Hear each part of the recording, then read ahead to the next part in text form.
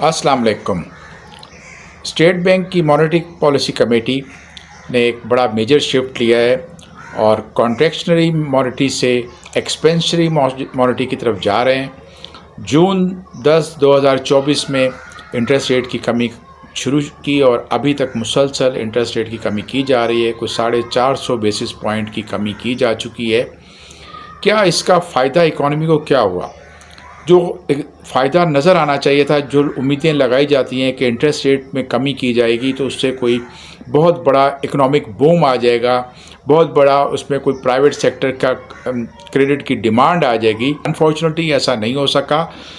अगर हम tax collection FBR का देखें तो जुलाई और अगस्त के अंदर को अराउंड 100 बिलियन का टारगेट जो है वो कम हुई आई है। उसके अंदर रेवेन्यू कम हो रहा है और जो डैमेज होना था इकॉनमी को वो मुसलसल 22% पे इंटरेस्ट रेट रख के डैमेज किया और उसके बाद फिर एनर्जी की कॉस्ट को रिकॉर्ड हाई सतह पे पहुंचा के इंडस्ट्रियल लार्ज स्केल मैन्युफैक्चरिंग की कॉन्ट्रैक्शन की, उनको फोर्स किया शटडाउन करने पे, प्रोडक्शन कम करने पे, डिमांड को मज़ीद इतना कम कर दिया गया कि लोगों ने अपने बिज़नेस के फ्यूचर्स को देखते हुए बहुत सारे ऐसे प्लान किए जिसमें हमारे सामने है कि बहुत सारी कंपनीज़ दुबई में यहाँ से जाके रजिस्टर हुई हैं, पाकिस्तानी कंपनीज़। और इस हाई टैक्स रिजीम के अंदर पाकिस्तान को जो बेइंतहा लॉस हुआ है उसकी कीमत आइंदा चंद सालों में और हमें अदा करनी होगी। आप देखें कि एक आम आदमी को जो महंगाई में कमी का रिलीफ मिलना चाहिए था वो भी नहीं मिल सका। इन्फ्लेशन एक मेजरमेंट है कि कितनी रफ्तार से कीमतें बढ़ती हैं, उसमें कमी आई। 38% से कम होकर अगस्त में 9.6% पे हो चुका है। लेकिन एक आम आदमी आज भी इस बात को मानने को तैयार नहीं है।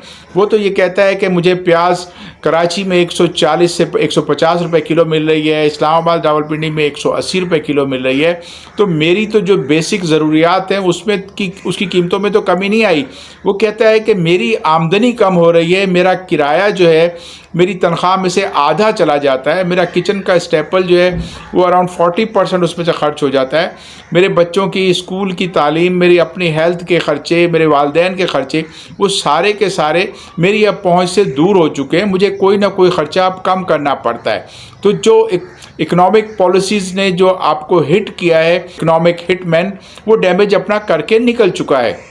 अब आगे आज अगर आप देखेंगे जो 200 बेसिस पॉइंट की कमी की जो सेलिब्रेशन होनी चाहिए थी स्टॉक एक्सचेंज में वो नहीं नज़र आई। लेकिन सेकेंड हाफ में को 315 पॉइंट का इजाफे के साथ स्टॉक एक्सचेंज को बंद किया गया और ये वाहिद वो जगह है जहाँ पर हमेशा स्टॉक एक्सचेंज में इंटरेस्ट रेट की कमी को सेलिब्रेट किया जाता है। 1000 पॉइंट, 1500 पॉइंट, 2000 पॉइंट का इजाफा होता है। ये इस चीज़ को जाहिर कर रहा है कि पाकिस्तान में अब जो है एक बिजनेसमैन का, एक बिजनेस इन्वेस्टर्स का एक कॉन्फिडेंस लेवल जो है वो शटर हो चुका है। 200 बेसिस पॉइंट कम करने से अब स्टेट बैंक अपने आप को एक मुसलसल एक डिमांड, एक एक्सपेंशनरी पॉलिसी की तरफ लेके जा रहा है।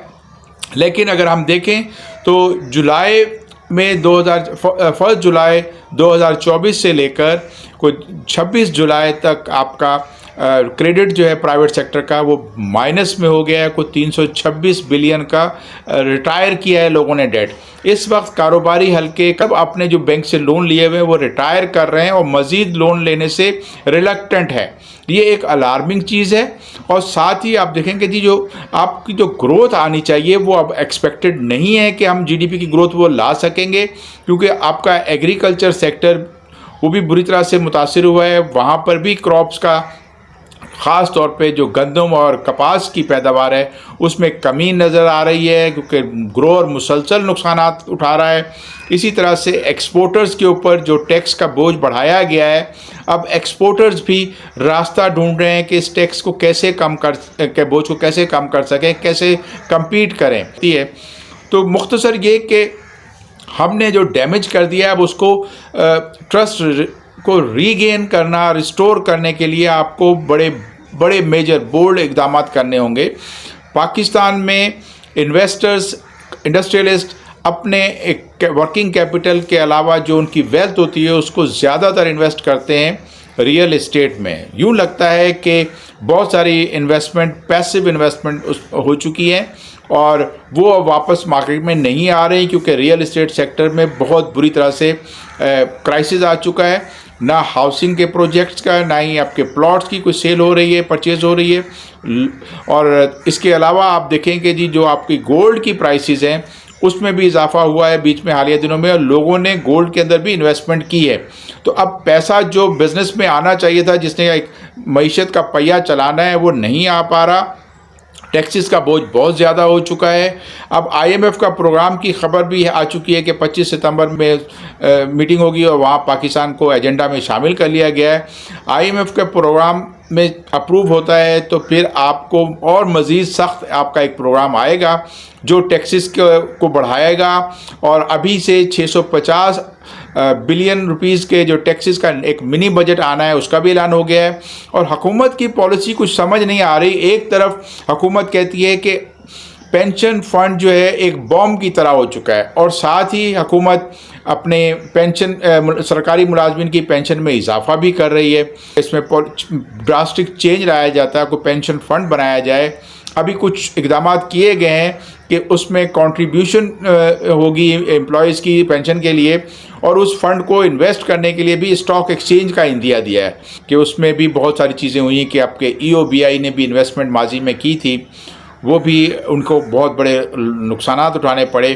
तो हुकूमत जो फ़ंड कंट्रीब्यूशन से इकट्ठा करेगी, इसको चाहिए कि लोगों के लिए जो इस वक्त घर लोगों के पास नहीं है, उसको हाउसिंग डेवलपमेंट बोर्ड बनाकर और उसमें अपार्टमेंट से लेके लैंडेड होम छोटे जो है उनकी लोगों की सैलरीज़ के हिसाब से, उनका कंट्रीब्यूशन के हिसाब से उनसे को इंस्टॉलमेंट पे दे, और इसको रिवाइव करना होगा। हाउसिंग डेवलपमेंट बोर्ड जो है वो आपका एक ज़रिया हो सकता है जिससे फिर आपके लोगों का एक कंट्रीब्यूशन आएगा कि जी हम अपने घर के मालिक तो बन सकते हैं। अब तो यहाँ ये हो गया है कि लोग रिटायरमेंट की एज को पहुंचने वाले हैं, लेकिन अभी तक उनके पास अपना ज़ाती घर नहीं है। सिर्फ प्लॉट अगर ख़रीद लिया है तो घर बनाने के लिए पैसे नहीं हैं। तो हमें लोगों की सेविंग्स को बढ़ाना है। ये पाकिस्तान में जो सेविंग को 12% के करीब रही, 22% इंटरेस्ट रेट होने के बावजूद, उसको बढ़ाना होगा, और उसके लिए लोगों के अखराजात में कमी करनी होगी। उनको बिजली के बिल के लिए उसमें रिलीफ मिलना होगा कि आप उनको सोलर पैनल्स के ऊपर स्टेट बैंक एक माइक्रो क्रेडिट स्कीम अनाउंस करे जिसमें सोलर पैनल्स भी हों, जिसमें रूफटॉप गार्डन का भी प्रोजेक्ट हो, जिसमें आपके किचन गार्डन प्रोजेक्ट हों, ताकि छोटे छोटे प्रोजेक्ट छोटे छोटे लोन से अपने लोगों की जो आमदनी है उसको बढ़ा सकते हैं।